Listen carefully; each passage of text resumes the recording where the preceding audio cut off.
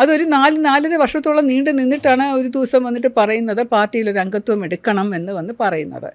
അത് 2-3 പ്രാവശ്യം പറഞ്ഞു കഴിഞ്ഞപ്പോഴും ഞാൻ വേണ്ട എന്ന് പറഞ്ഞാൽ എനിക്ക് പറ്റില്ല, എനിക്ക് അതിനൊന്നും തൊലിക്കട്ടിയില്ല. ഞാനൊരു വളരെ സിമ്പിൾ ഒരു ആളാണ്. എനിക്ക് രാഷ്ട്രീയം എന്ന് പറഞ്ഞാൽ ഭയങ്കര വലിയ തൊലിക്കട്ടിയുള്ളൊരു പരിപാടിയാണ്. എന്ത് നേരിടാനുള്ള ചങ്കൂറ്റം വേണമല്ലോ. അപ്പോൾ പറ്റില്ല എന്ന് പറഞ്ഞ് മാറി നിന്നത്. അപ്പം ഞാൻ ഒരു ആത്മീയമായിട്ട് ഒരു യാത്രയും കൂടെ ആ സമയത്ത് നടത്തിയിരുന്നു. അപ്പോൾ ഓരോ മെഡിറ്റേഷൻ രാവിലെ ഒരു 15 മിനിറ്റ് 20 മിനിറ്റ് മെഡിറ്റേഷൻ കഴിഞ്ഞ് അങ്ങനെ ഒരു ദിവസം മെഡിറ്റേഷൻ കഴിഞ്ഞ് എണീറ്റപ്പോൾ എന്നോടിങ്ങനെ ആരോ പറയുന്ന പോലെ തോന്നി. അടുത്ത പ്രാവശ്യം വന്ന് ചോദിച്ചാൽ വേണ്ടാന്ന് പറയണ്ട എന്നിങ്ങനെ മനസ്സിലിരുന്ന് ആരോ പറയുന്ന പോലെ തോന്നി.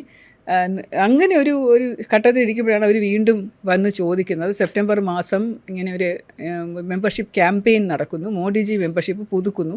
അതോടൊപ്പം കേരളത്തിൽ നിന്ന് കുറച്ച് പേര് 2000 പേരെ ഞങ്ങൾ BJPയിൽ എടുക്കുന്നുണ്ട്. അപ്പോൾ മാഡത്തിൻ്റെ പേര് വന്നു കഴിഞ്ഞാൽ അത് ഭയങ്കര നല്ലൊരു ഇമ്പാക്റ്റ് സൃഷ്ടിക്കും. അപ്പോൾ ഞാൻ പറഞ്ഞു ഞാൻ ആക്റ്റീവ് പൊളിറ്റിക്സിൽ വരില്ല, പക്ഷേ ഞാൻ മെമ്പർഷിപ്പ് എടുക്കാം.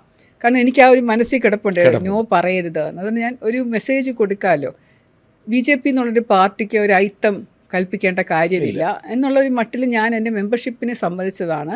പക്ഷേ that became A huge affair. ഒരുപാട് പത്രക്കാരും ഒരുപാട് ആളുകളും വന്ന് നല്ല പബ്ലിസിറ്റി കിട്ടി, നാഷണൽ പബ്ലിസിറ്റി കിട്ടിയ വാർത്തയായി.